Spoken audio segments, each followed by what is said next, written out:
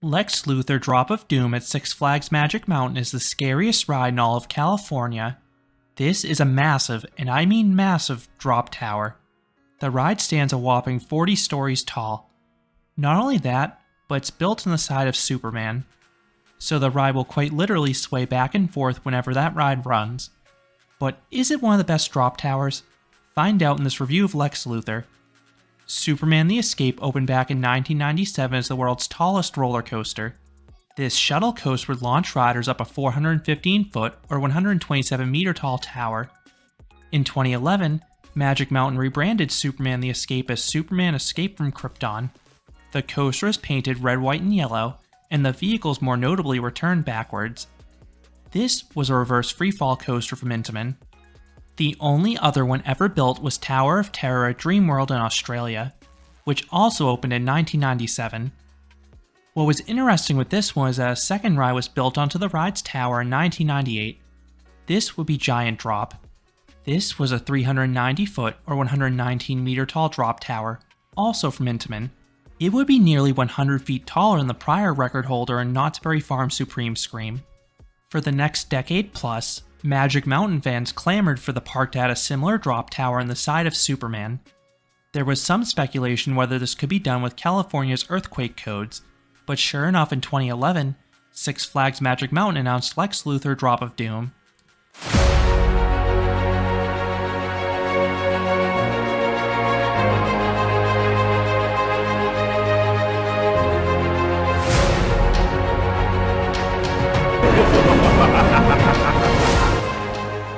This would be an Intamin drop tower standing exactly 400 feet or 120 meters tall, and it would be plastered on the side of Superman. When this ride opened in 2012, it ended Giant Drop's 14-year reign as the world's tallest drop tower. Lex Luthor would hold this record for just 2 years until Six Flags Great Adventure built a very similar ride on a King Khan Zumanjaro.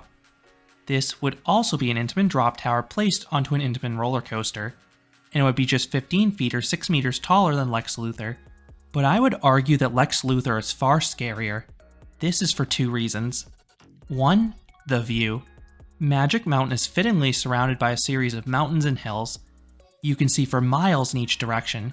It is one of the best views of any attraction, and it's easy to tell just how high you are because you're lifted above the park's colossal coaster lineup. This is why I was flabbergasted when the park put virtual reality goggles onto the attraction in 2018. Why would you want to take the iconic view away from this ride beats me. It is a major part of the experience. I'm glad it didn't last long. The other reason this attraction is scary is Superman. Whenever that coaster rockets up the tower, you will feel the entire structure sway noticeably side to side. The motion intensifies the higher you are. While you won't really see the sway with the naked eye at ground level, you will absolutely feel it on the ride. And when you are that high off the ground, it is downright terrifying. You honestly can't tell if it's an earthquake or just the ride. Few moments on any ride are scarier. I feel a pit in my stomach whenever I hear Superman take off because I know it's coming, but I love the thrill. While Zumanjaro is built in the same tower as King Ka, that one doesn't have the same degree of sway. For many years, that was because New Jersey didn't allow the 2 rides to operate simultaneously. They now can run together, but the tower is a lot stiffer. But back to Lex Luthor. The entrance is at the base of the tower, quite a ways from Superman's entrance. The queue line is a series of switchbacks inside of LexCorp. You have a fantastic looking power suit in the center of the room, plus some pictures on the wall. But I haven't had to spend much time in here. This ride almost always has a short wait, and I think a lot of that goes back to just how intimidating this ride is. Simply put, a lot of guests are too scared to even try it. If the ride has a long wait, there is a single rider line. I don't even think it's marked, so you have to know it's there to use it. For this reason, it has always been a walk-on for me. To access it, you walk up the exit and let the operator know you're a single rider, and usually, you'll be admitted onto the ride in just a cycle or 2. Lex Luthor features 2 carriages, one on each side of Superman. Each gondola holds just 8 riders, so the ride can accommodate a max of 16 riders per cycle. That is quite a low figure for a park of the size of Magic Mountain, but that's fine for the demand this ride sees. Riders are restrained by overhead lap bars. The profiling on the part across your lap is very similar to Intamin's newer coasters, but you do have an over-the-shoulder grab bar way off to the side.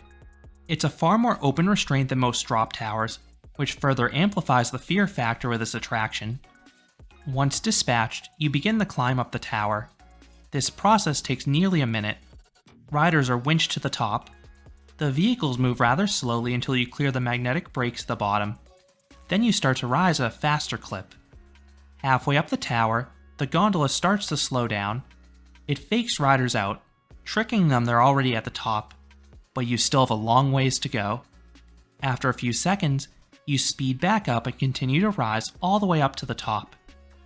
As you near the top, you'll hear some imposing music, and Lex Luthor begins to taunt riders. This further builds anticipation for the imminent drop. One thing I like about the audio is that it doesn't tip off the moment you drop. A lot of drop towers that use audio fall into that trap, but there's an appreciable delay between the audio finishing and the moment the drop begins. I like how this ride did that. While you are not held at the top for as long as some drop towers, you have more than enough time to take in the view because you have so much time on that long ascent. Once the drop kicks in, you get a little stomach drop sensation from the suddenness, but that is fleeting. You also will levitate out of your seat for the first part of the descent. Typically, I feel the airtime for about the first half of the fall.